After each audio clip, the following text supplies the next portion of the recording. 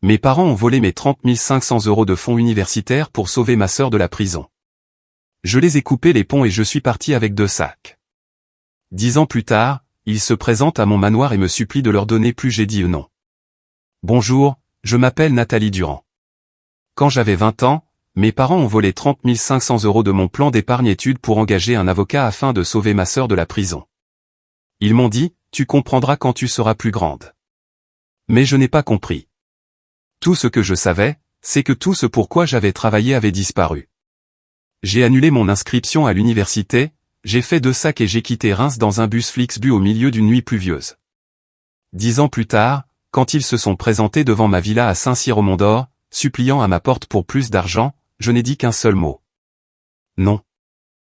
J'ai grandi à Reims, dans une maison beige à 2 étages au bout d'une rue tranquille bordée de platanes qui perdaient leurs feuilles dorées chaque automne. De l'extérieur, ma famille ressemblait à n'importe quelle autre famille française de classe moyenne. Mon père était entrepreneur dans le bâtiment. Ma mère travaillait comme comptable dans une école primaire, et il y avait 2 filles, avec 4 ans d'écart, Amélie et moi. Mais à l'intérieur, il y avait un déséquilibre que j'ai senti très tôt, même si personne ne l'a jamais dit à voix haute. Amélie était le fils prodige et moi, j'étais juste le faible reflet qui tournait en orbite autour d'elle. Je me souviens encore du jour où Amélie a eu 17 ans. Papa l'a emmenée à la concession Peugeot du centre-ville où des drapeaux flottaient au-dessus de rangées de voitures brillantes.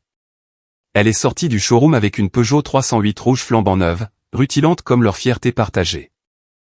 Je suis resté dehors, serrant mon carnet contre ma poitrine. Ton tour viendra aussi, a dit maman en me tapotant l'épaule. 4 ans plus tard, quand j'ai eu 17 ans, papa m'a lancé les clés d'une vieille Renault Clio, une occasion d'un voisin. Le siège était déchiré, la climatisation en panne et la radio ne captaient qu'une seule station. Elle roule encore, a-t-il dit, comme si je devais être reconnaissante que la voiture ne soit pas encore tombée en morceaux. Je n'ai pas réagi. J'avais déjà appris ce que signifiait le mieux que rien dans cette maison. Amélie a toujours été la spéciale. Quand elle rentrait tard, papa disait, elle cherche juste qui elle est. Quand j'oubliais de sortir les poubelles, il hurlait, tu ne prends jamais tes responsabilités. Quand Amélie s'est fait prendre en train de voler du maquillage à l'étalage chez Monoprix, maman n'a pas crié. Elle est allée voir le directeur et a pleuré, disant que sa fille avait juste fait une petite erreur. Quand Amélie a été surprise en train de plagier une dissertation, papa a dit au proviseur, elle est intelligente, juste un peu audacieuse. À chaque fois, ils appelaient des avocats, payaient les frais et répétaient la même phrase, la famille protège la famille. Et quand j'étais au tableau d'honneur, maman soupirait juste, c'est bien, ma chérie, avant de retourner à son téléphone. À 15 ans, j'ai commencé à comprendre que l'équité n'avait jamais été le point fort de la famille Durand. Mais au lieu de me mettre en colère, j'ai choisi d'observer. J'ai appris à prendre des notes, à faire des graphiques et à tout réécrire pour trouver la logique cachée derrière ces décisions injustes. J'avais un carnet gris que j'emportais partout avec un autocollant sur la couverture qui disait « Construis ta propre échelle ». J'avais découpé cette phrase dans un des vieux magazines de maman et l'avais collée là le jour où Amélie avait intégré l'équipe de handball sans même passer les sélections, grâce à maman qui avait parlé à l'entraîneur. J'étais assise dans les gradins, la regardant rayonner avec ses pompons levés bien haut, puis j'ai baissé les yeux et j'ai écrit dans mon carnet, si personne ne te donne d'échelle, construis la tienne. Plus je vieillissais, plus la différence devenait claire. Amélie pouvait ignorer le couvre-feu, se faire raccompagner après les fêtes, même goûter un peu de vin au dîner. Si je rentrais avec 15 minutes de retard, mon téléphone était confisqué pendant une semaine. J'ai longtemps pensé qu'il l'aimait plus parce qu'elle était fragile, parce qu'elle s'effondrait facilement et pas moi. Mais j'ai fini par réaliser que c'était parce que je ne m'effondrais pas qu'il croyait que je n'avais pas besoin d'amour. Au lycée, je travaillais de nuit à la station-service Total, nettoyant les comptoirs, passant la serpillière. Je glissais chaque pourboire dans une enveloppe, notant soigneusement chaque solde. Chaque fois que je déposais de l'argent sur le plan d'épargne études que mes grands-parents m'avaient ouvert enfant, maman disait, ne sois pas obsédé par l'argent. Les bourses, c'est ce qui compte vraiment. Mais quand Amélie a eu besoin d'argent pour un billet d'avion pour la Côte d'Azur afin de se remettre d'une rupture, maman a retiré l'argent et le lui a donné sans hésiter. Elle a besoin de guérir émotionnellement, a-t-elle dit. Je n'ai pas discuté. J'ai juste écrit une ligne de plus dans mon carnet, la résilience fait croire aux gens que tu n'as pas besoin d'aide. Une fois, tard dans l'hiver de ma classe de première, le lycée a organisé une cérémonie de remise des prix pour les élèves brillants. J'avais été choisi pour faire un discours et tout le monde dans ma classe s'attendait à ce que ma famille vienne. Mais quand je suis monté sur scène pour recevoir mon diplôme, les sièges réservés aux parents étaient toujours vides. Les applaudissements étaient faibles et un professeur est venu prendre une photo pour moi. Après la cérémonie, je suis rentré à la maison et j'ai trouvé mes parents en train de regarder le match de basket d'Amélie à la télé. « Désolé, ma puce », a dit maman quand je suis passé. On allait venir, mais la voiture est tombée en panne d'essence. Je n'ai rien dit. Je suis allé dans ma chambre, j'ai sorti mon carnet et j'ai ajouté un nouvel autocollant, plan B et toujours ton propre carburant. Ces années-là, Reims n'avait pas grand-chose à offrir. Juste des vents froids et des rêves piégés dans des maisons qui se ressemblaient toutes. Je m'asseyais souvent près de ma fenêtre, regardant les bus rouler vers le sud. Je ne savais pas quelle serait ma destination. Je savais juste qu'un jour, je devrais partir, non pas parce que je les détestais, mais parce que je devais apprendre à m'aimer plus qu'ils ne m'avaient jamais aimé. Je pensais beaucoup à Amélie. Peut-être que dans notre petit monde, elle était la seule autorisée à faire des erreurs sans en subir les conséquences. Chaque fois que quelque chose arrivait, maman disait, « Tu dois la laisser gagner. Elle est plus fragile que toi. » Mais j'ai commencé à réaliser que la fragilité n'était pas innée. C'était quelque chose de nourri par une indulgence constante. Et je ne voulais pas devenir une personne fragile protégée par des mensonges. Je voulais être différente. Je voulais créer ma propre version de l'équité, celle que je n'avais jamais eue. Les pages de mon carnet ont commencé à se remplir de tableaux de frais de scolarité, de calendriers de bourse, de listes d'université, de plans de petits boulots. Chaque soir, je cochais une petite case, assez pour le premier semestre. Je ne savais pas à quoi ressemblerait mon avenir. Je savais juste que chaque mot que j'écrivais était un barreau de l'échelle que je me construisais, un pas à la fois. Ce que je n'avais pas réalisé, c'est que pendant que j'étais occupé à construire cette échelle, mes parents seraient un jour ceux qui la renverseraient pour sauver la fille qu'ils appelaient encore leur ange perdu. Je me souviens très bien de cet après-midi de printemps. Le ciel de Reims était gris et une fine bruine brouillait les rues. Je terminais mon service à la station-service quand mon téléphone s'est mis à sonner sans arrêt. C'était papa, sa voix pressante. « Rentre à la maison tout de suite. C'est grave. » Avant que je puisse demander ce qui s'était passé, il a raccroché. Quand j'ai franchi la porte, l'air dans la maison était lourd. Amélie était assise à la table de la cuisine, la tête baissée, les poings serrés. Maman pleurait, et papa se tenait près du mur, le visage de pierre. Sur la table, il y avait un rapport d'arrestation estampillé du sceau de la gendarmerie nationale de la Marne. J'ai parcouru la page, le cœur battant. L'accusation, fraude à la carte bancaire. Il disait qu'Amélie avait volé les informations des cartes de clients dans le magasin où elle travaillait et les avait utilisées pour faire des achats en ligne. Il y avait au moins 7 victimes pour un préjudice total dépassant les 12 000 €. J'entends encore les sanglots de maman. Ils vont l'enfermer. C'est un délit grave. Papa a frappé la table du poing. On ne peut pas laisser ça arriver. Amélie, dans un sweat à capuche gris, a relevé la tête. Ses yeux étaient injectés de sang, non pas de culpabilité, mais de colère. J'ai juste emprunté. Ils récupéreront leur argent. Maman a passé un bras autour de ses épaules. Je sais, ma chérie. Je sais que tu ne voulais pas faire de mal. Je suis resté là, à regarder la scène se dérouler, et j'ai senti une vague de familiarité écœurante m'envahir. Le lendemain, ils sont allés voir un avocat à Strasbourg, réputé pour les affaires de délinquance en col blanc. Il n'a pas mâché ses mots. 35 000 € pour réduire l'accusation à un sursis avec mise à l'épreuve. Maman est rentrée avec des cernes sous les yeux, serrant son téléphone comme une bouée de sauvetage. On va s'en sortir, a-t-elle dit à papa. On doit juste l'aider cette fois-ci. Elle changera. Je me tenais sur le seuil, épuisé. Comment ? La maison est déjà hypothéquée. Papa m'a regardé, la voix rauque. On va le prendre sur ton plan d'épargne-études.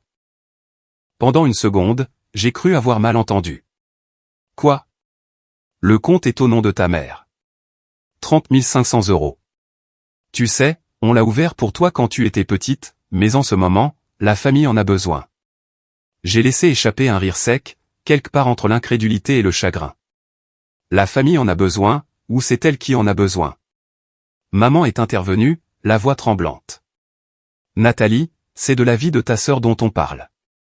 Tu pourras aller à l'université plus tard, mais si elle va en prison. Je l'ai interrompue, la voix ferme. Si elle va en prison, c'est parce qu'elle a enfreint la loi. Je ne suis pas responsable de ça. L'air s'est glacé. Papa s'est appuyé sur la table, les yeux froids. Est-ce que tu t'entends? On ne va pas abandonner notre propre enfant en prison. J'ai répondu, en essayant de garder ma voix stable. Et moi, papa? Je suis ton enfant aussi. Maman a éclaté en sanglots, mais pas pour moi. Elle a attrapé la main d'Amélie, puis s'est tournée vers moi, les yeux pleins de reproches. Tu pourras regagner cet argent, Nathalie. Tu es intelligente. Tu trouveras un autre moyen. Amélie, elle, ne peut pas. Amélie m'a regardé, le coin de la bouche se retroussant avec un mélange de pitié et de mépris. Allez, petite sœur. La famille reste soudée, non? Sa voix était douce, mais elle a fait bouillir mon sang. La famille, ai-je répété lentement, chaque mot coupant comme une lame. Une famille ne vole pas l'avenir de l'un pour sauver une menteuse. Papa a frappé la table du poing. Ça suffit.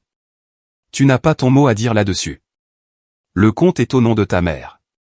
On l'utilise, que ça te plaise ou non. Je les ai regardés tous les trois, puis j'ai reculé d'un pas. Dans ma tête, j'entendais la pluie taper contre le toit, l'horloge tic-taquer dans le salon, et cette vieille phrase résonnait de mon enfance, la famille protège la famille. C'est à ce moment-là que j'ai enfin compris que cette phrase ne m'avait jamais incluse. Le lendemain matin, je me suis réveillé plus tôt que d'habitude. Maman se préparait à aller à la banque. Je me suis tenu sur le seuil et j'ai demandé, « Tu es sûr de ça ?» Elle a évité mon regard et a chuchoté, « Quand tu seras mère, tu comprendras. » Je n'ai pas répondu. Quand ils sont revenus, j'ai vu maman tenir un bordereau de retrait. Le nombre imprimé en rouge, 30 500 € retirés. Tout en moi s'est effondré. Je suis sorti. Le vent froid m'a giflé le visage alors que je luttais pour respirer calmement. Sur le parking de la banque, j'ai fixé le papier dans ma main. Il me semblait plus lourd que n'importe quelle pierre. Des années d'économie, de petits boulots, de bourses, de nuits blanches à étudier pour garder mes notes, tout cela condensé dans ce chiffre, et maintenant c'était parti en quelques signatures. Cet après-midi-là, j'étais assise dans ma chambre alors que la lumière du soleil filtrait à travers les stores. Depuis le salon, j'entendais Amélie au téléphone, joyeuse. L'avocat a dit que c'est bon, juste du sursis. Comme si rien de tout cela ne l'avait jamais touché. J'ai regardé par la fenêtre les platanes qui se balançaient et j'ai réalisé que si je restais, il me prendrait encore plus, mon temps, mes rêves, mon amour-propre. Cette nuit-là, dans mon carnet, j'ai écrit une seule ligne, s'ils peuvent voler mon avenir, alors j'en construirai un autre sans eux. J'ai fermé le carnet et l'ai glissé dans mon sac. La maison était silencieuse, à l'exception du murmure de la télévision dans le salon où maman était encore assise, tenant Amélie. J'ai entendu papa dire, elle comprendra un jour. J'ai chuchoté dans l'obscurité, non, j'ai déjà compris. Le lendemain, je suis entré dans le bureau de ma conseillère d'orientation avec ma lettre d'admission à l'université, qui sentait encore l'encre fraîche. Elle s'appelait Madame Portier, une femme mince aux cheveux argentés, toujours attachée en chignon, et à la voix douce mais ferme. Quand je lui ai dit que je voulais retirer ma candidature à l'université de Reims-Champagne-Ardenne, elle a levé les yeux brusquement à travers ses lunettes rondes. « Nathalie, tu es sûre de ça? Tu as travaillé si dur pour ce moment. Tu as obtenu une bourse partielle, et tu n'as qu'à payer le reste pour t'inscrire à la rentrée. » J'ai pris une profonde inspiration, en serrant les lèvres. Ma famille traverse des difficultés financières, ai-je dit, répétant le mensonge exact que mes parents m'avaient dit d'utiliser. Je pense que je devrais travailler 1 an avant de continuer. Elle est restée silencieuse un long moment, les yeux pleins d'une déception tranquille. Nathalie, tu as tellement de potentiel. Ne laisse personne d'autre décider de tes rêves pour toi. J'ai souri faiblement, la gorge nouée. J'ai juste besoin d'un peu de temps, c'est tout. Mais je savais que je venais de signer une condamnation à reporter mon propre avenir, non pas parce que je l'avais choisi, mais parce qu'ils avaient déjà choisi pour moi. Cet après-midi-là, je me suis arrêté à la bibliothèque. Je me suis assise dans mon coin habituel où j'écrivais mes demandes de bourse et j'ai déplié ma lettre de félicitations de l'université. Je l'ai repliée soigneusement et l'ai glissée dans la poche de ma veste. J'ai fixé la ligne qui disait « Nous sommes ravis de vous accueillir sur le campus cet automne ». Et j'ai eu l'impression que quelqu'un lisait une histoire qui ne m'appartenait plus. J'ai sorti mon carnet gris et j'ai écrit sur la toute dernière page « Je n'ai pas besoin d'un campus pour commencer. J'ai juste besoin d'un endroit où personne ne pourra plus rien me prendre ». Ce soir-là, je suis rentré juste avant 23 heures. Maman regardait la télé, papa somnolait sur le canapé, et Amélie était dans le salon, envoyant des textos à quelqu'un en rigolant. Personne ne m'a demandé ce que j'avais décidé pour l'université. Personne n'a dit pardon. Je suis passé devant eux sans bruit, je suis monté et j'ai commencé à faire 2 sacs en toile. Je n'avais pas grand-chose. Quelques vêtements, mon vieil ordinateur portable, mon carnet et une photo encadrée de mes grands-parents debout dans leur jardin de lavande. J'ai glissé le stylo plume de mon grand-père dans la poche de ma veste, la seule chose qui m'ait jamais fait sentir qu'on me faisait confiance. J'ai posé la clé de la maison sur mon bureau, juste à côté du bordereau de retrait que maman n'avait toujours pas rangé. Le chiffre sur ce papier, 30 500, me fixait comme une blessure ouverte. J'ai écrit une courte note, ne vous inquiétez pas, je vais me débrouiller. Pas de larmes, pas d'adieu. Je suis juste sorti, fermant la porte assez doucement pour que même les gonds restent silencieux. L'air extérieur était humide de la pluie du soir. J'ai fait rouler ma valise dans la rue calme, passant devant des allées couvertes de feuilles de platane, devant des fenêtres éclairées où des mères lisaient encore des histoires à leurs enfants. Personne ne m'attendait à l'autre bout de ce voyage. Pourtant, étrangement, je me sentais plus légère. Pour la première fois de ma vie, je ne portais pas le poids d'être la forte. À la gare routière, le terminal de nuit résonnait de l'annonce du bus de 23h45 pour Lyon. J'ai choisi cette destination au hasard. Lyon était une ville chaude, moins chère que Paris ou Nice, et surtout, personne là-bas ne savait qui j'étais. J'ai acheté un aller simple avec tout ce qui restait sur mon compte, un peu plus de 400 €. L'employé au guichet m'a regardé et a demandé « Vous rendez visite à quelqu'un à Lyon ?» J'ai secoué la tête et j'ai souri. Non, je me rends visite à moi-même. Alors que le bus quittait Reims, les lumières de la ville s'estompaient derrière moi. J'ai appuyé ma tête contre la vitre, écoutant la pluie taper sur le toit, et j'ai senti quelque chose en moi à la fois mourir et naître.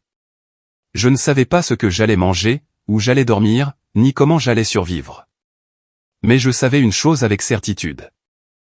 Je ne retournerai jamais dans cette maison. 20 heures plus tard, le bus est entré dans la gare de Lyon. La lumière du soleil était aveuglante, un contraste saisissant avec le ciel gris de la Champagne.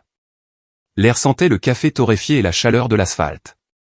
J'ai traîné mes 2 sacs sur le trottoir, les mains tremblantes, mais à l'intérieur de moi fleurissait un sentiment étrange et nouveau, la liberté. J'ai regardé autour de moi. Des bâtiments en briques rouges, de petites vitrines, quelques jeunes avec des sacs à dos pour ordinateur portable, de la variété française s'échappant d'un bar voisin. J'ai pris une profonde inspiration, laissant le vent chaud s'insinuer dans mes cheveux, et je me suis murmuré comme une promesse, ça commence ici.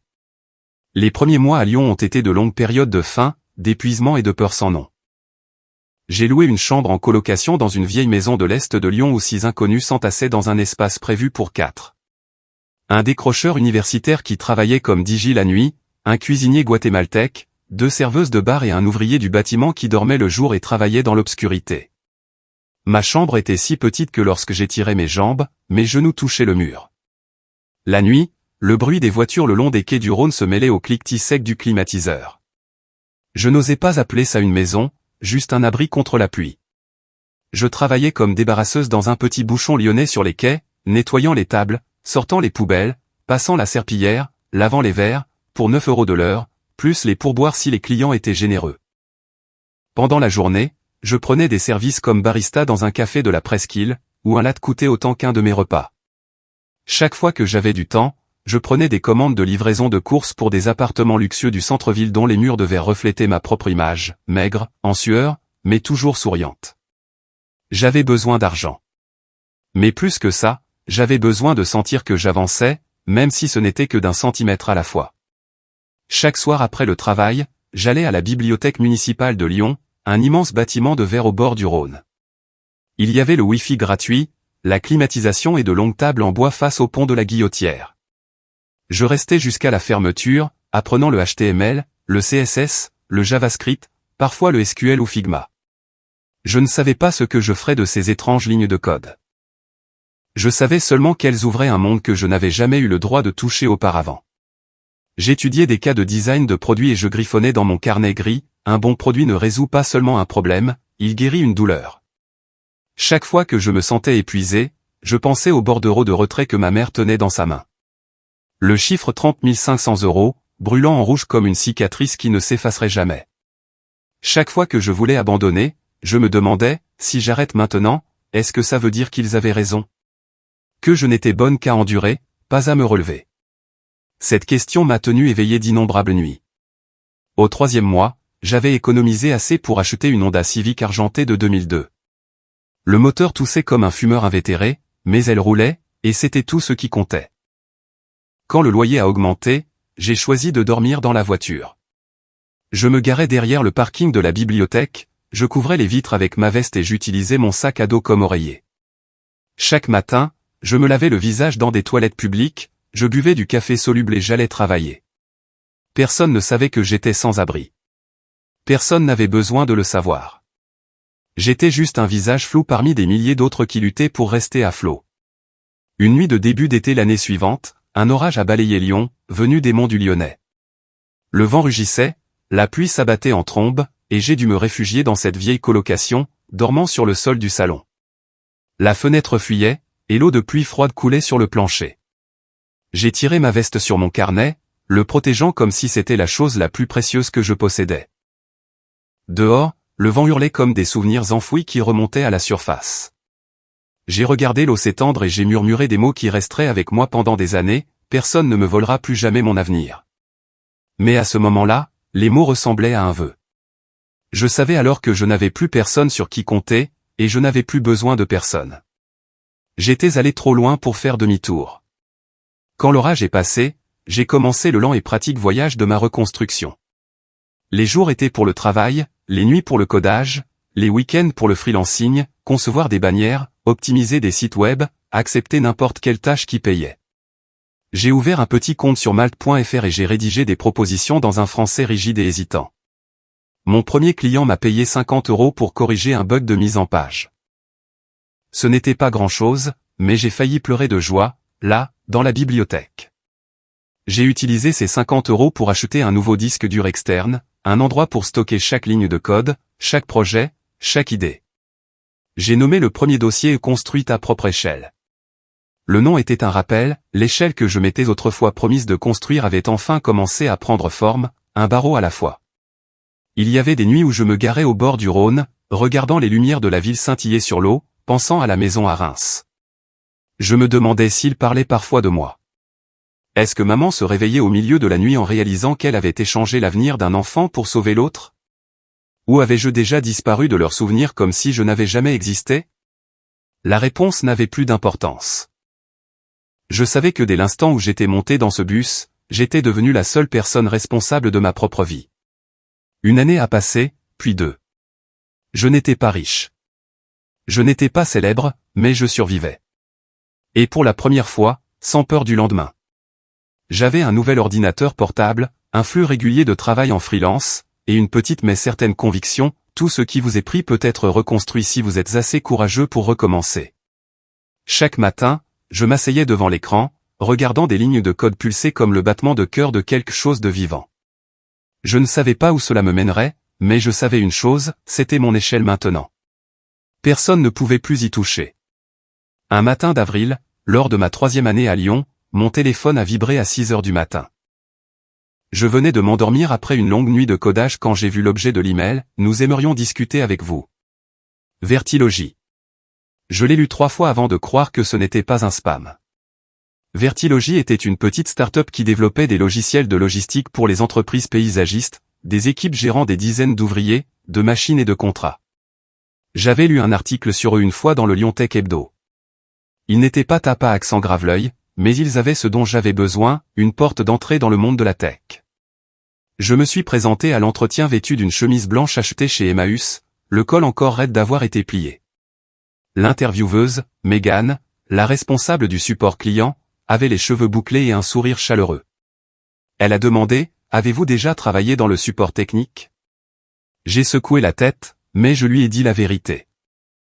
Je n'ai pas de diplôme, mais j'ai appris à coder et je connais votre plateforme presque par cœur.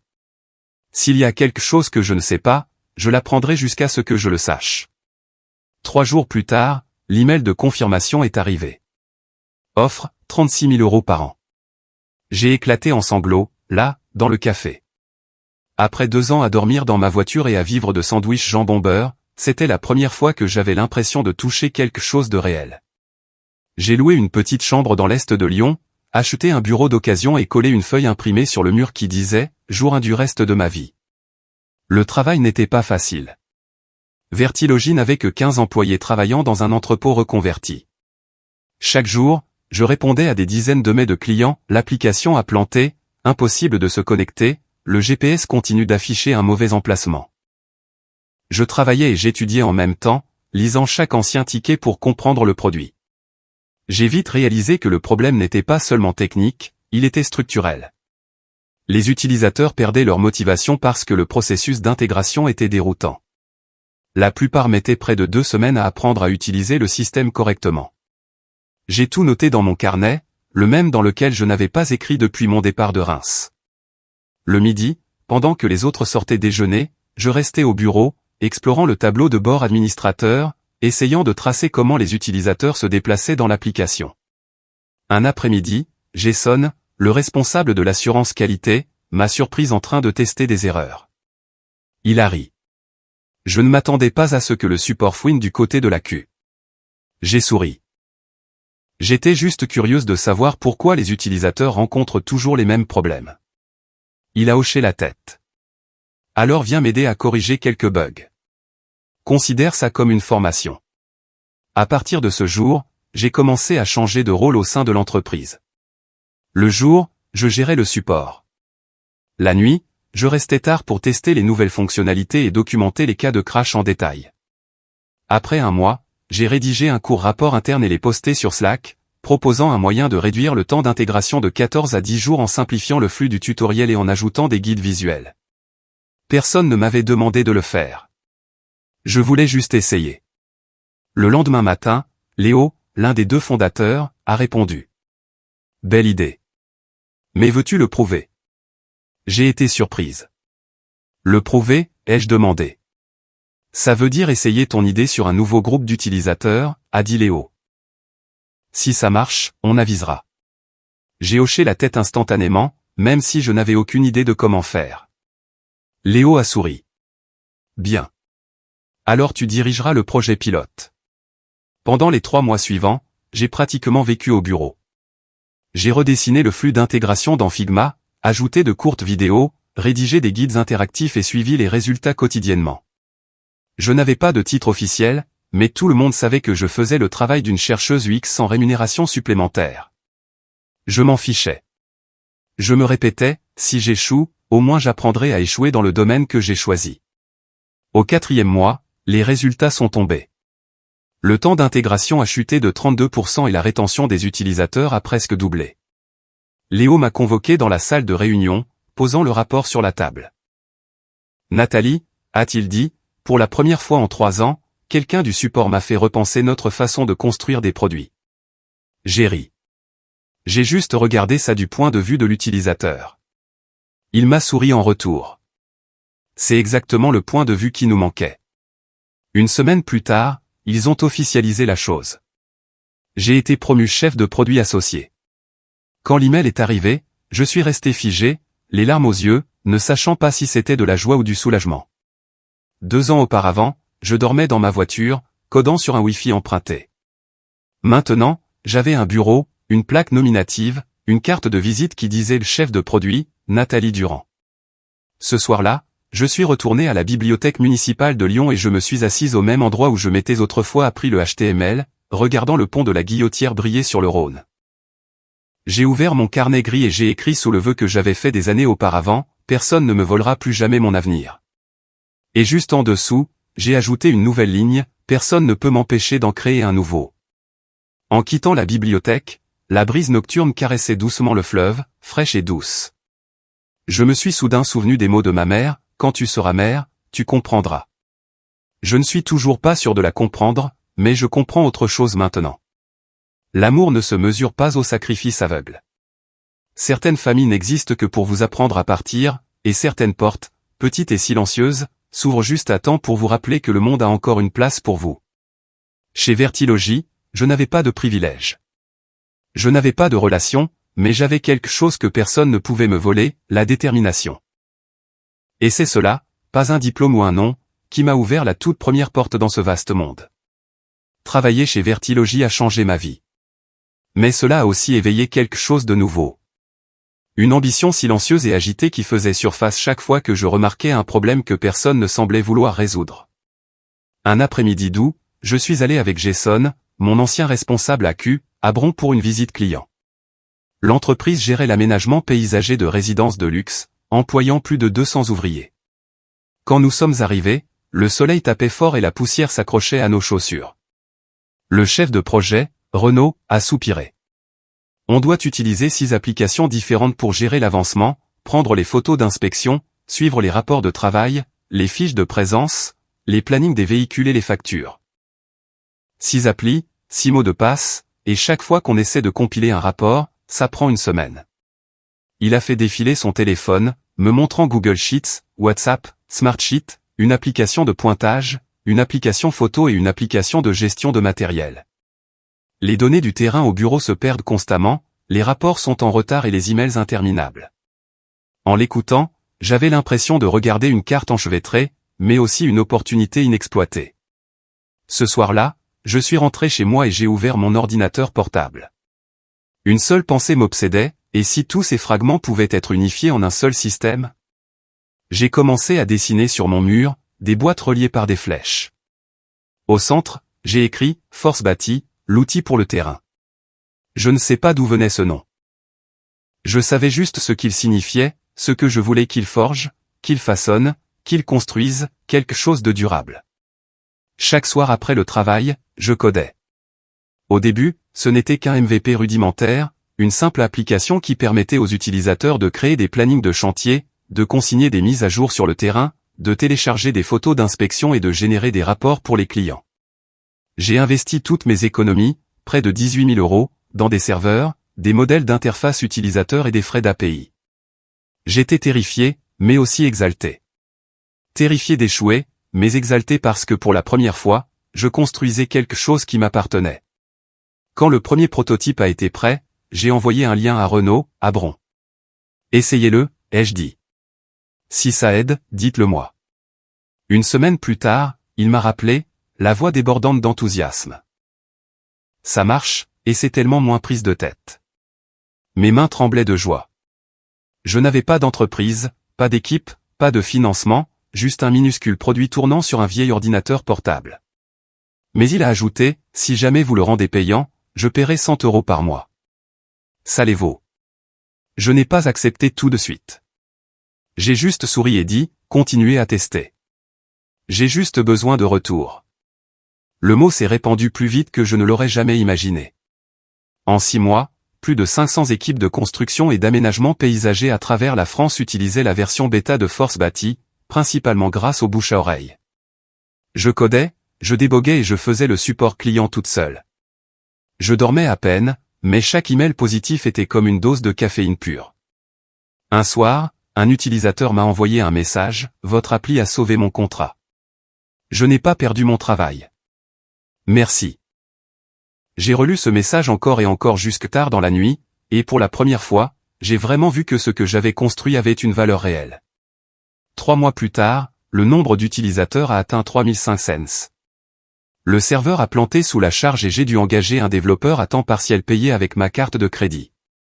J'ai enregistré une SARL en France sous le nom de Force Bâtie Technologies et j'ai conçu un logo, un marteau de forgeron stylisé en lettres F. J'ai choisi un modèle premium, gratuit pour les petites équipes, 12 € par utilisateur par mois pour les entreprises de plus de 10 employés. Quand les premiers paiements ont commencé à arriver, juste quelques centaines d'euros, j'ai pleuré.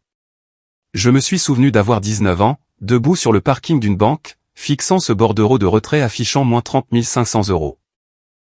Et maintenant, chaque euro que je gagnais de mes propres mains me semblait sacré, comme du sang qui revenait dans mon corps. La deuxième année, Force Bâtie a atteint un revenu annuel récurrent d'environ 3,2 millions d'euros. J'ai loué un petit bureau à la Pardieu et j'ai embauché 12 personnes, principalement de jeunes professionnels qui avaient été rejetés par les grandes entreprises faute de diplôme. Lors de notre première session d'intégration, je leur ai dit, ici, on ne demande pas où vous avez étudié. On demande, quel problème avez-vous résolu aujourd'hui? Ils m'ont regardé, surpris au début, puis ont hoché la tête, les yeux brillants de quelque chose que je connaissais bien, la fin d'une chance. Je travaillais 16 heures par jour. Les matins étaient consacrés aux réunions techniques, les après-midi au support client et les soirs aux démonstrations pour les investisseurs. Je ne dépensais pas un centime en luxe, pas de voiture, pas de maison, pas d'extravagance. Chaque euro était réinvesti pour maintenir l'entreprise en vie. Quelques business angels ont commencé à s'intéresser, mais je n'étais pas prête. Je voulais que Force Bâtie tienne debout toute seule, forte et indépendante, tout comme j'avais appris à me tenir seule à cette gare routière pluvieuse de Reims. Je n'ai jamais oublié le passé, mais il ne me semblait plus être une blessure. C'était du carburant. Chaque fois que l'épuisement me frappait, j'ouvrais mon vieux carnet où les mots disaient encore « Personne ne me volera plus jamais mon avenir ». Et en dessous, j'ai ajouté une nouvelle ligne « S'il m'enlève mon échelle, je construirai un immeuble entier ». Un après-midi, en passant devant un chantier à Vénissieux, j'ai vu un groupe d'ouvriers tenant leur téléphone, utilisant Force Bâtie pour prendre des photos d'avancement et télécharger des rapports. Je me suis garé et j'ai regardé depuis la voiture. Aucun d'eux ne savait que c'était moi qui avais construit ce qu'ils utilisaient, et je n'avais pas besoin qu'ils le sachent. Le simple fait de le voir suffisait. À ce moment-là, j'ai su que ma vie avait pris un tournant que je ne pourrais jamais inverser. Force Bâtie n'était pas seulement un produit. C'était une réponse pour tous ceux qui avaient été un jour rejetés, sous-estimés ou privés d'opportunités. J'avais un jour été tout en bas, et maintenant je construisais mes propres fondations avec les mêmes mains tremblantes qui avaient autrefois serré mon carnet dans une tempête, animé par une foi que personne ne pouvait voler. À partir de 2020, le monde a commencé à changer plus vite que n'importe quel code que j'avais jamais écrit. Lorsque le Covid-19 a fermé les bureaux du monde entier, des milliers d'équipes de terrain ont été forcées de gérer leurs opérations à distance. Et soudain, Force Bâtie n'était plus une petite application. C'est devenu le tissu conjonctif de toute une industrie. Je n'avais plus besoin de faire du porte-à-porte. Les gens venaient à moi. En quelques mois, les inscriptions se sont multipliées par 10. Les mêmes personnes qui disaient autrefois « le bâtiment n'a pas besoin de technologie » appelaient maintenant pour passer à la version premium. Je me souviens d'une nuit, vers 2 heures du matin, où j'ai regardé le nombre d'utilisateurs passer de 10 000 à 15 000, puis 20 000 en quelques heures seulement. La sensation était à la fois écrasante et irréelle. Assise seule dans ce petit bureau de la Pardieu, la lueur de l'écran éclairant mon visage, j'ai réalisé que toutes ces années qui m'avaient été prises me revenaient enfin, mais sous une forme différente. Mi-2021, notre revenu annuel récurrent a atteint 28 millions d'euros. Pour la première fois, j'ai accepté de rencontrer des investisseurs. Une société de capital risque à Paris m'a invité pour des négociations de série A. J'ai apporté une présentation de 40 pages, chaque ligne de coût, taux de rétention, taux de désabonnement et feuille de route du produit y étaient détaillés. Pendant la réunion, l'un d'eux a demandé, si nous investissons 8 millions d'euros pour une valorisation de 120 millions, qu'en ferez-vous? J'ai répondu sans hésiter, j'embaucherai plus d'ingénieurs et de représentants du support client, car nous ne construisons pas seulement une application, nous construisons la confiance. Ils ont fixé un instant, silencieux, puis ont hoché la tête. L'accord a été conclu 3 semaines plus tard. Je me souviens encore du moment où j'ai signé le contrat, le cœur battant, mais les mains parfaitement immobiles. Peut-être parce que j'avais déjà signé des papiers pires auparavant, comme ce bordereau de retrait de 30 500 € il y a des années. 1 an plus tard, notre série B s'est conclue à 35 millions d'euros, valorisant Force Bâtie à 420 millions d'euros. Tout s'est enchaîné comme un tourbillon, couverture médiatique, conférences, emails, demandes d'interview. J'ai dû réapprendre à respirer au milieu de la tempête du succès. Je n'étais plus la serveuse ou la fille qui dormait dans sa voiture. J'étais maintenant la PDG d'une entreprise technologique valant près d'un demi-milliard d'euros. Et étrangement, le succès ne m'a pas rendu euphorique. Il m'a rendu calme. C'était comme atteindre un port que j'avais toujours su exister, même s'il m'avait fallu des années pour trouver le chemin. J'ai quitté mon appartement exigu de la Pardieu et j'ai acheté une maison en verre sur une colline à Saint-Cyr-au-Mont-d'Or, surplombant une mer de verdure. Chaque matin, la lumière du soleil filtrait à travers les murs de verre et se déversait sur mon bureau où mon vieux carnet gris était toujours posé. Je ne l'ai jamais rangé. Même maintenant que j'avais des ordinateurs portables coûteux et des moniteurs incurvés, les lignes désordonnées que j'avais écrites à la bibliothèque de Lyon étaient toujours là. Construites à propre échelle. Je les gardais comme un rappel pour ne jamais oublier la première échelle qui m'a sorti du gouffre. Un matin de fin mars, ma boîte de réception a sonné avec un email des Échos. Nous aimerions vous présenter dans notre numéro sur les fondateurs de l'année. J'ai hésité. Je n'avais jamais aimé parler de mon passé, surtout de ma famille. Je ne voulais pas être rappelé comme la fille qui a surmonté les épreuves. Je voulais être connu pour le produit, le processus et les gens qui construisaient Force Bâtie à mes côtés chaque jour. Lorsque l'interview a finalement eu lieu, le journaliste a demandé « Pouvez-vous me parler de vos difficultés avant le succès ?» J'ai souri. Je ne vois pas ça comme des difficultés, ai-je dit. Juste un apprentissage plus long. Il a ri doucement. Cette réponse va me faire réécrire la moitié de mon article. Puis est venu le classement challenge des 100 qui feront demain. Ils ont envoyé une équipe chez moi pour le tournage. Je portais une simple chemise blanche, sans bijoux, sans styliste. L'intervieweur a essayé de m'amener à parler de mes anciennes blessures, de ma famille, du fonds d'études volé, de la soi-disant histoire de l'ascension malgré l'adversité. J'ai doucement secoué la tête. Si je parle de la douleur, elle devient le centre de l'histoire, ai-je dit. Je préférerais parler de la façon dont j'ai conçu un processus d'inspection de chantier 40% plus rapide et pourquoi les ouvriers méritent le même respect que les ingénieurs. Le journaliste est resté silencieux quelques secondes, puis a dit, c'est la réponse d'un ingénieur, pas d'un entrepreneur. J'ai souri. Exactement. Je n'ai jamais voulu être une entrepreneur. Je voulais juste réparer les choses. L'article est sorti un mois plus tard avec le titre « La femme qui a bâti des outils, pas des murs ». Je ne sais pas qui a choisi ce titre, mais quand je l'ai lu, mes yeux ont piqué. Pour la première fois, je me suis senti défini par ce que j'avais créé, non pas comme la fille dont l'avenir avait été volé, mais comme la femme qui l'avait reconstruit de ses propres mains. Parfois, quand je m'assois sur ma terrasse surplombant la vallée couverte de brouillard, je repense à cette gare routière de Reims, à l'air humide, à la pluie battante, à la lumière jaune brillant sur 2 sacs en toile usée. J'ai parcouru une longue route sinueuse pour arriver ici, non pas pour prouver quoi que ce soit à qui que ce soit, mais pour me regarder et enfin sourire. Je n'ai plus peur de la perte, car je sais maintenant que tout peut être pris, sauf la résilience et la connaissance. Chaque matin, quand j'ouvre la boîte de réception de mon entreprise, je vois des milliers de personnes utiliser Force Bâtie en Espagne, en Italie et même en Belgique. Ils ne savent pas qui est Nathalie Durand, et ils n'ont pas besoin de le savoir. Ils savent seulement que mon outil les aide à terminer leur travail plus rapidement, plus facilement, et pour moi, cela vaut plus que n'importe quel classement de magazine. Dans la maison de verre sur la colline, je prépare toujours mon café noir, j'écoute du jazz manouche et j'écris ma liste de tâches quotidiennes. Je ne cours plus après le frisson de la victoire, mais après un seul principe, chaque jour, je dois construire une pièce de plus de cette vieille échelle. Parce que je sais maintenant que cette échelle n'a jamais été destinée à moi seul. C'est le fondement pour tous ceux qui ont été un jour sous-estimés, ignorés ou laissés pour compte, mais qui ont quand même trouvé le courage de se lever et de dire « Je construirai ma propre voie ». Ce lundi matin a commencé comme tous les autres. J'étais assise dans la salle de conférence du 2e étage au siège de Force Bâtie, le mur de verre s'ouvrant sur une vue douce et dorée de Lyon en contrebas. Notre réunion produit hebdomadaire venait de se terminer quand Sarah, notre réceptionniste, a frappé doucement à la porte, le visage mal à l'aise. « Nathalie, il y a 3 personnes qui attendent dans le hall. Ils ont dit qu'ils étaient votre famille. » J'ai levé les yeux, pensant avoir mal entendu. Les noms, Jean-Pierre, Martine et Amélie Durand. La pièce est devenue complètement silencieuse. Je pouvais entendre le faible tic-tac de l'horloge sur le mur.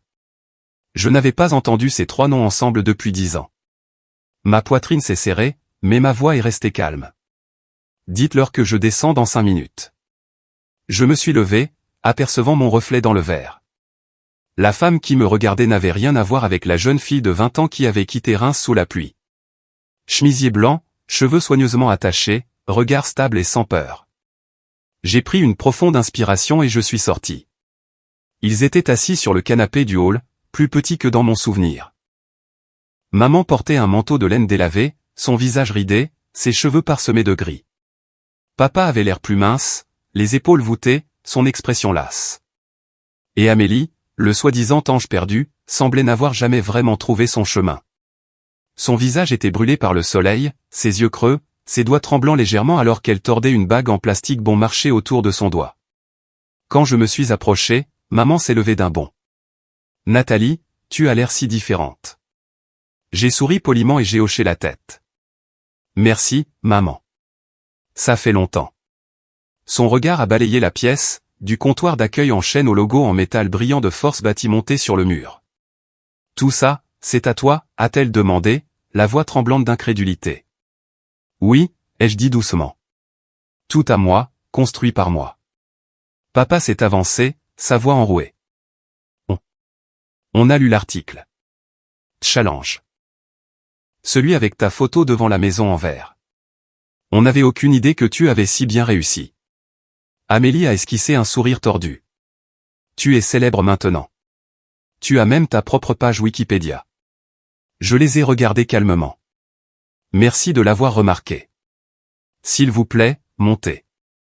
Quand la porte de la salle de conférence s'est refermée, l'air est devenu épais, presque lourd. Maman s'est assise, ses mains se tordant nerveusement sur ses genoux. Papa s'est éclairci la gorge. On n'est pas venu juste pour te féliciter. J'ai hoché la tête. Je m'en doutais. Il a jeté un coup d'œil à maman, puis a dit, les choses ne vont pas bien à la maison. Je suis tombé d'un toit en faisant des travaux de rénovation. 2 vertèbres fracturées. Je ne peux plus faire de gros travaux.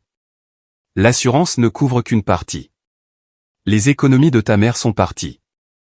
Et Amélie. Elle a des ennuis avec son conseiller de probation. Le dédommagement de son ancienne affaire n'est toujours pas entièrement payé. Au total, il nous faut environ 120 000 € pour nous en sortir. Silence. 10 secondes. 20. Dans mon esprit, j'ai revu ce vieux bordereau de retrait, 30 500 € retirés de mon compte. Je me suis souvenu comment mes mains avaient tremblé ce jour-là. Comment j'avais pleuré en silence mais refusé de m'effondrer. J'ai levé le regard, la voix calme et stable. Donc, 120 000 €. Papa a hoché la tête. Tu gagnes beaucoup maintenant avec ton entreprise. Ce genre de somme ne doit rien signifier pour toi. J'ai souri faiblement. Vous avez raison. Pour moi, maintenant, 120 000 €, c'est juste 6 semaines de coûts d'exploitation du cloud. Mais il y a 10 ans, 30 500 €, c'était tout.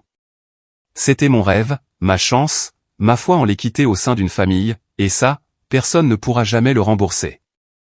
Maman a éclaté en sanglots. Ma chérie, je sais qu'on a eu tort à l'époque, mais Amélie a changé. Elle essaie de reconstruire sa vie. S'il te plaît, juste cette fois, aide la famille. Parce que le sang, c'est le sang. Je l'ai interrompu, ma voix douce comme la brume, mais tranchante comme le verre. Le sang, c'est la raison pour laquelle vous m'avez pris mon avenir, et maintenant vous l'utilisez à nouveau pour demander de l'argent. Amélie s'est raidie. Tu parles comme si tu étais parfaite. Tu as la moindre idée de ce que les autres ont traversé? Je l'ai regardé sans ciller. Non, mais je sais exactement ce que j'ai traversé. Et contrairement à toi, je n'utilise pas la douleur comme une excuse pour continuer à mal agir. Papa est intervenu, essayant de calmer son ton. Nathalie, je sais qu'on t'a fait du mal, mais sois raisonnable. Nous sommes une famille. Les familles s'entraident. Je l'ai regardé droit dans les yeux. Une famille?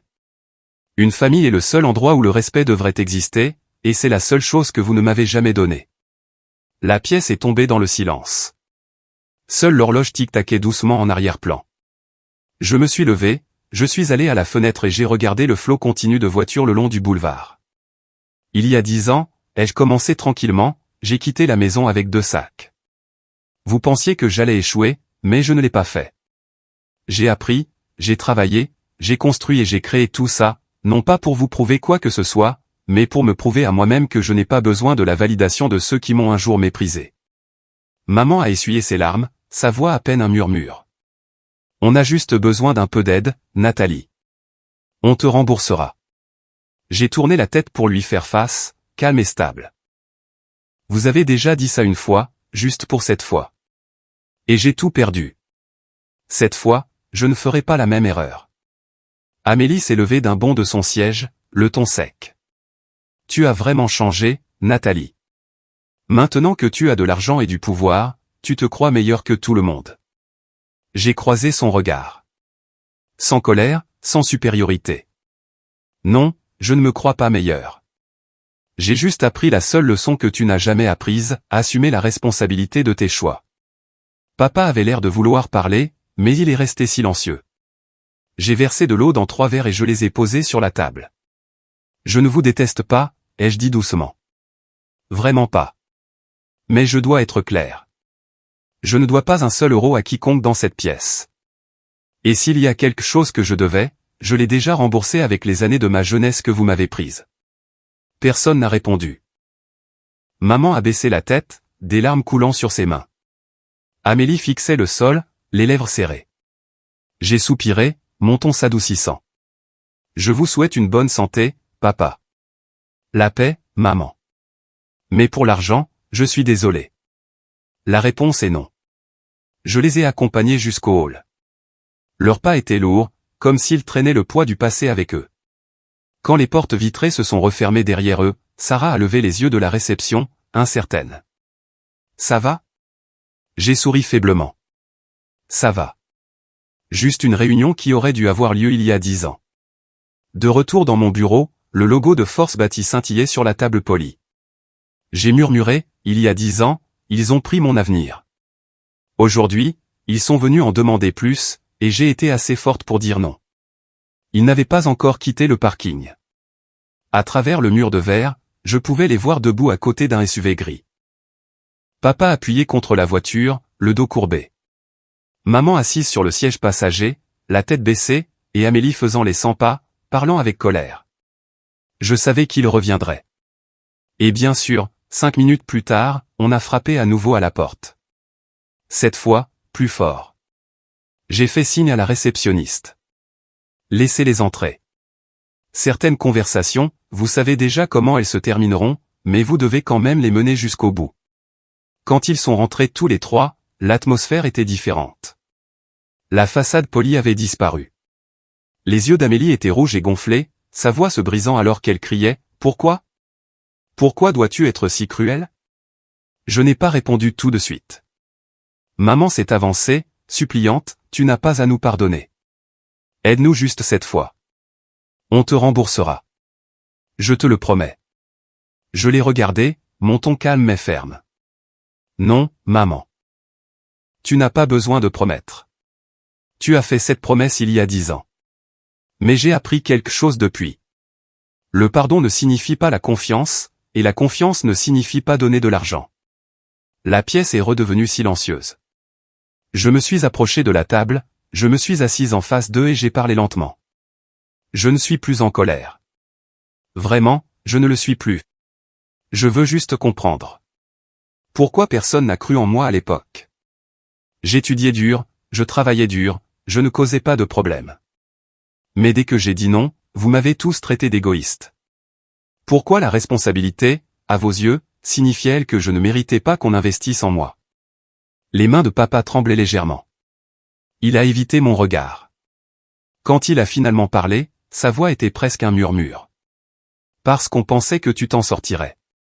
Tu t'en es toujours sortie, Nathalie. Amélie, elle, non. Elle avait besoin de plus d'aide. J'ai hoché la tête lentement. Donc, parce que j'étais capable, j'ai été puni. Parce que je pouvais gérer les choses, personne n'a jamais pensé à gérer les choses pour moi. C'était ça, la justice de notre famille, n'est-ce pas? Maman pleurait doucement, les mains jointes. Je sais que tu as été blessé, mais à l'époque, je ne voyais pas d'autre choix. Amélie risquait la prison. On pensait que si on pouvait sauver un enfant d'abord, on aurait le temps d'aider l'autre plus tard. J'ai croisé son regard, calme et inébranlable. Mais vous n'avez jamais aidé l'autre plus tard. Vous n'avez sauvé que celle qui cassait les choses et abandonné celle qui devait vivre avec ceux qui étaient cassés. Amélie a frappé la table du poing. Tu parles comme si tu étais si parfaite. Tu te crois meilleure parce que tu n'as pas enfreint la loi. Parce que tu peux t'asseoir là-haut et mépriser tout le monde. Sans moi, tu n'aurais pas eu la motivation de prouver quoi que ce soit. Tu n'aurais pas d'histoire à raconter. C'est grâce à moi que les gens t'admirent. Sa voix s'est brisée sous le poids de sa colère. Je suis restée assise, mes yeux fixés sur les siens. Non, Amélie, tu as tort. J'aurais trouvé mon chemin avec ou sans toi. La seule différence, c'est que je l'aurais appris par la gentillesse, pas par la douleur. Papa a rompu le silence, la voix rauque. Tu parles comme si nous étions tes ennemis. J'ai esquissé un sourire las. Non, papa. Les ennemis sont ceux qui veulent que tu échoues. La famille, ce sont ceux qui te forcent à réussir juste pour survivre. Personne n'a parlé pendant un moment. Seul le doux bruit de la pluie a commencé à tomber à l'extérieur des baies vitrées. La voix de maman a tremblé quand elle a finalement demandé « Est-ce que tu le regrettes parfois, de nous avoir quittés ?» J'ai répondu lentement, chaque mot tranchant l'air. Non, maman. Je regrette seulement les années que j'ai perdues à essayer de prouver que j'étais digne d'amour. Amélie s'est affalée dans son fauteuil, la tête entre les mains. Tu te crois forte, mais tu ne fais que fuir. C'est moi qui ai payé pour tout. C'est moi qui ai été arrêté, qui ai été détesté, qui ai porté la honte, et maintenant tu as tout. Alors dis-moi, qui est vraiment à plaindre? Je l'ai regardé, mon ton calme mais ferme. Amélie, si tu penses qu'avoir tout signifie ne pas souffrir, alors tu n'as toujours rien compris. L'argent peut construire une maison, mais il ne peut pas racheter les années volées. Le succès peut guérir la pauvreté, mais pas le souvenir de la trahison. Papa s'est levé comme pour parler, mais les mots ne sont jamais venus. Je me suis dirigé vers la porte, je l'ai ouverte et j'ai dit doucement mais fermement, je ne vous déteste pas. Je vous ai pardonné il y a longtemps parce que je ne voulais pas vivre comme une prisonnière du passé. Mais le pardon n'est pas l'oubli, et ce n'est pas un retour en arrière. Et la confiance, cette chose que vous avez volée un jour, ne peut pas être rachetée avec un chèque, peu importe le montant qui y est inscrit. Maman m'a regardé, les larmes coulant sur son visage. Alors, tu ne peux vraiment pas nous aider? J'ai secoué la tête doucement, un faible sourire las touchant mes lèvres. Mes limites s'arrêtent à cette porte. Je n'ai besoin de personne qui la franchisse, et je ne la franchirai pas pour sauver qui que ce soit à nouveau. Amélie m'a regardé une dernière fois, ses yeux un mélange de colère et de chagrin. Tu as vraiment changé. Tu peux dire non si facilement maintenant. J'ai croisé son regard et j'ai murmuré, ce n'est pas facile, Amélie. C'est le résultat de 10 ans d'apprentissage pour ne pas me trahir moi-même. Ils sont partis. La porte s'est refermée doucement, légère comme un souffle. Pourtant, elle a résonné comme la fin d'un chapitre. Je suis resté immobile, écoutant la pluie devenir plus forte dehors. Dans le couloir, Sarah a demandé tranquillement, voulez-vous que j'appelle une voiture pour eux? J'ai secoué la tête. Pas la peine. Ils connaissent le chemin du retour.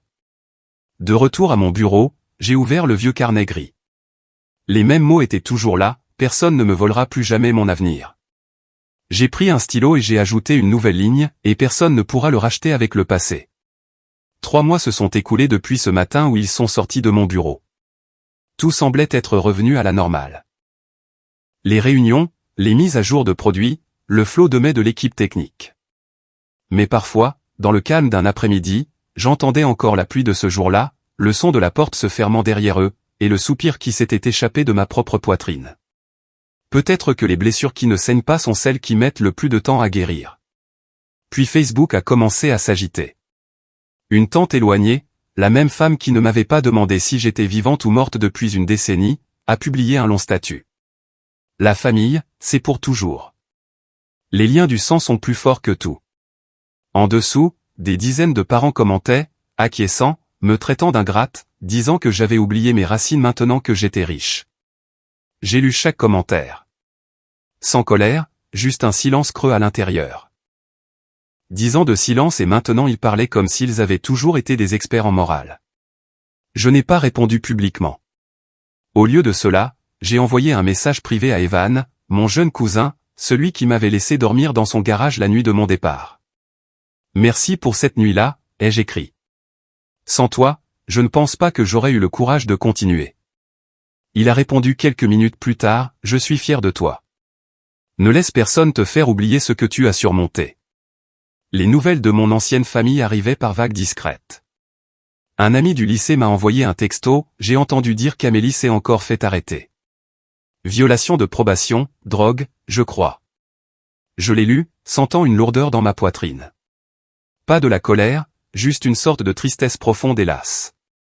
Quant à mes parents, j'ai entendu dire qu'ils étaient sur le point de perdre la maison. Papa ne pouvait plus suivre les paiements après sa blessure, et maman avait vendu presque tout ce qu'ils possédaient. Un parent m'a contacté, suggérant que je leur donne un coup de main pour qu'ils gardent leur maison. J'ai répondu simplement, je leur ai déjà donné la chose la plus précieuse que j'avais, et ils n'ont pas pu la garder. Maintenant, il ne me reste que ma paix, et j'ai l'intention de la garder. Un matin de mars, je suis allé en thérapie pour la première fois depuis des années. La pièce était petite, des murs beige doux, un canapé en velours, une légère odeur d'huile de lavande flottant dans l'air.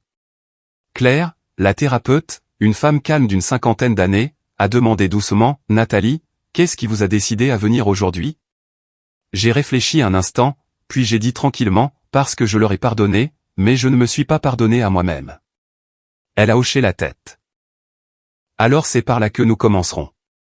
Mon premier devoir a été d'écrire une lettre. Une que je n'enverrai jamais.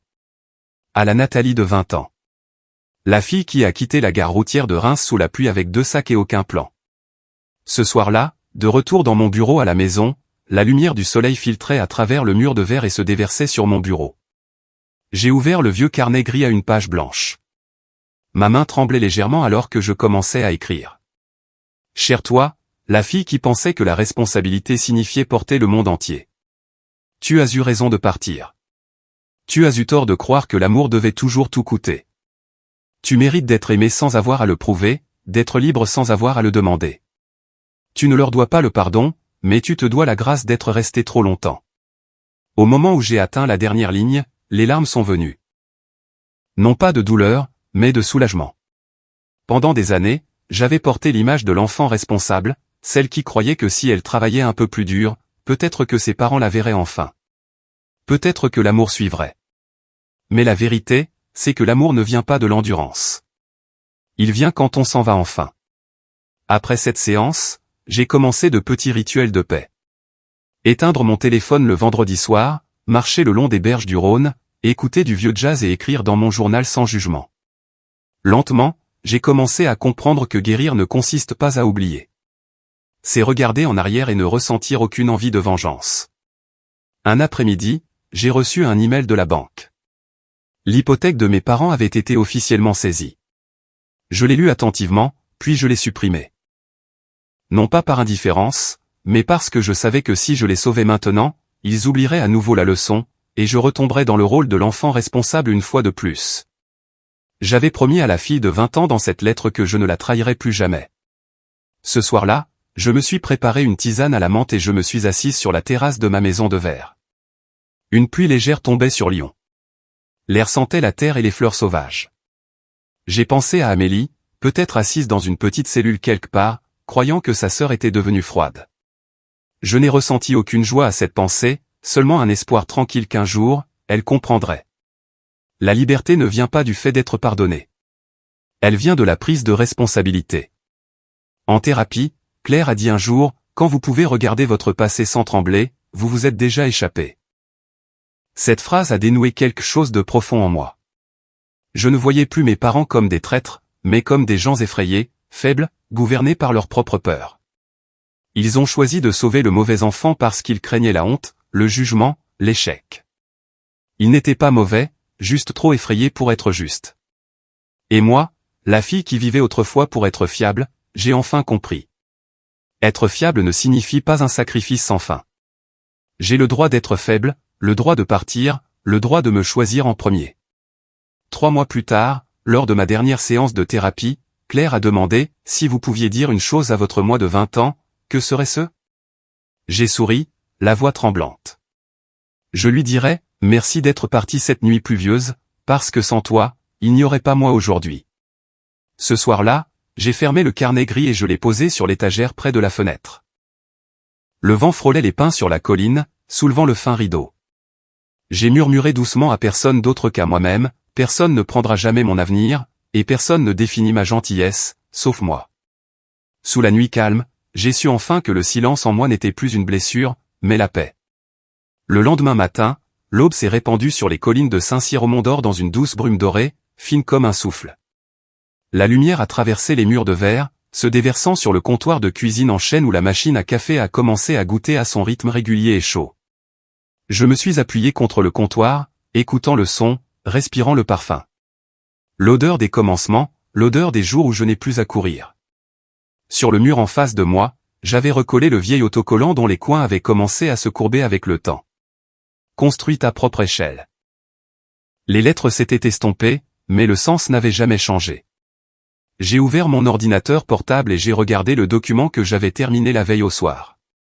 La bourse Force Bâti, le programme de bourse professionnelle dont je rêvais depuis plus d'1 an. 15 places chaque année, réservées aux jeunes femmes des quartiers populaires qui veulent apprendre la coordination de projets dans le secteur de la construction. Il couvrait une certification de sécurité sur les chantiers, les bases de Procore, et même Excel pour la gestion de projets. Je voulais qu'elles sachent que les chantiers n'étaient pas réservés aux hommes et que même de petites mains déterminées pouvaient construire quelque chose de monumental si on leur en donnait la chance. J'ai envoyé la proposition à l'équipe juridique, puis je me suis versé une autre tasse de café. La maison était silencieuse, remplie seulement du murmure du vent dans les pins à l'extérieur et du rythme doux de ma frappe au clavier. Une partie de moi se souvenait encore de Reims, de la gare routière cette nuit pluvieuse, de la jeune fille de 20 ans debout avec 2 sacs entre le désespoir et le commencement. Mais maintenant, je pouvais regarder en arrière et sourire, non pas avec amertume, non pas avec nostalgie, mais avec gratitude. Dans mon esprit, ma propre voix résonnait, lente, stable, comme la ligne de conclusion d'un long voyage. Je ne peux pas racheter le passé, mais je peux concevoir l'avenir. Je pardonne, mais je ne dois rien. Et la famille, si c'est vraiment la famille, doit placer le respect avant le sang. J'ai doucement fermé le vieux carnet gris, maintenant épais de croquis, de diagrammes et de notes désordonnées de ces premiers jours. Sur la dernière page, j'ai ajouté une petite ligne, l'héritage n'est pas ce que l'on hérite, c'est ce que l'on reconstruit. Puis je l'ai posé sur l'étagère, juste à côté des 2 vieux sacs en toile, les mêmes que j'avais emportés de cette maison il y a 10 ans. Maintenant, ils étaient bien rangés à côté de la photo encadrée de la première équipe de Force Bâti. Dans la douce lumière du matin, ils n'avaient plus l'air usés ou en lambeaux, mais comme 2 médailles, symbole d'un voyage autrefois qualifié d'ingrat, mais défini par le courage de me choisir. Dehors, le soleil s'est levé plus haut, baignant la colline verdoyante d'or. J'ai levé ma tasse de café, j'ai regardé la rosée s'évaporer sur le verre, et j'ai su enfin que tout était exactement là où il devait être.